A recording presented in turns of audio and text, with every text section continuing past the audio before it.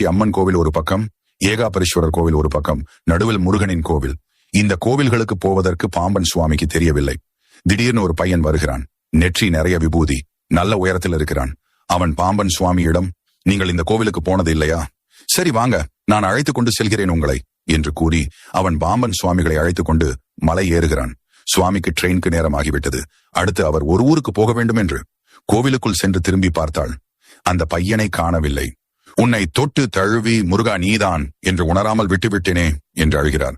அப்போது ஒரு குரல் அவர் மனதிற்குள் ஒலிக்கிறது. உன்னுடன் நான் எப்போதும் இருப்பதற்கு சான்றாக என் நறுமணம் உன் கூடவேதான் இருக்கும் என்று கூறுகிறார். அந்த நறுமணம் என்ன என்றால், காற்றில் தாமரை பூவின் நறுமணமும் விபூதியின் நறுமணமும் கலந்து வருகிறது. அப்போவே முருகன் உணர்த்தி விட்டேன், முருகன் பாம்பன் சுவாமிகள் கூடவேதான் இருக்கிறார் என்று. இதை போல் உங்களுக்கு ஏதாவது அனுபவம் இருந்தால் காமெண்டில் சொல்லவும். ஓம் முருகா. பொது நலம் வீடியோக்கள் உங்களுக்கு பிடித்து இருந்தால் தொடர்ந்து எங்களை சப்போர்ட் செய்யவும்.